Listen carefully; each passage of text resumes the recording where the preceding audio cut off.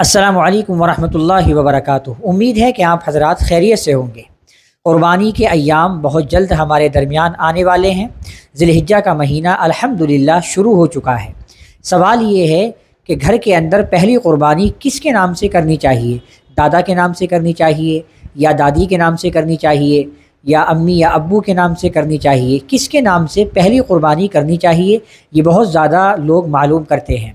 तो याद रखिए, क़ुरबानी एक इबादत है और ये क़ुरबानी हर साल अलग वाजिब होती है।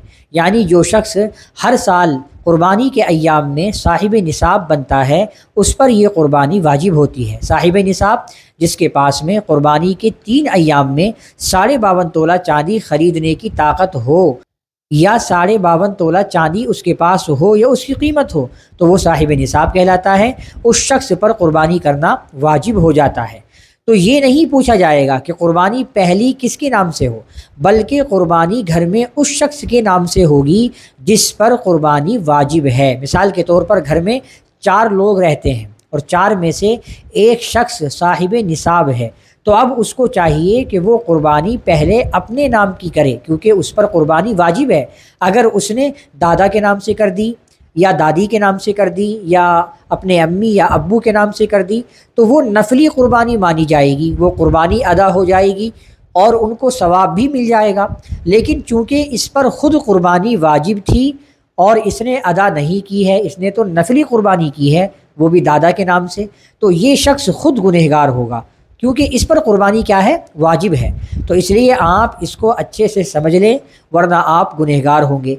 अगर आप पर क़ुरबानी वाजिब है तो पहले आप अपने नाम की क़ुरबानी करेंगे, उसके बाद अल्लाह ने आपको वसाअत दी है, अल्लाह ने आपको साहिब इस्तिताअत बनाया है, तो फिर आप जो है दूसरा हिस्सा अपने दादा के नाम से भी कर सकते हैं, दादी के नाम से भी कर सकते हैं, और आपको वसाअत दी है अल्लाह ने, तो फिर तमाम घर वालों की जानिब से आप क़ुरबानी कर सकते हैं। लेकिन पहली क़ुरबानी आप अपने नाम से करें, क्योंकि आप पर क़ुरबानी वाजिब है। और अगर आप पर क़ुरबानी वाजिब नहीं है तो फिर आप किसी के नाम से भी क़ुरबानी अदा कर सकते हैं। तो सवाल ये है कि पहली क़ुरबानी किसके नाम से हो, तो इसका जवाब ये है कि जो शख्स साहिब निसाब है घर के अंदर, पहली क़ुरबानी पहला हिस्सा उसी के नाम से होता है। बहुत सारे लोग सालों से क़ुरबानी करते आ रहे हैं। पिछले साल दादा के नाम से की थी, उससे पिछले साल दादी के नाम से की थी, उससे पिछले साल वालिदा के नाम से की थी, उससे पिछले साल वालिद साहब के नाम से की थी, और ख़ुद पर क़ुरबानी वाजिब है, ख़ुद के नाम से करता नहीं है, तो ये ख़ुद गुनहगार होगा।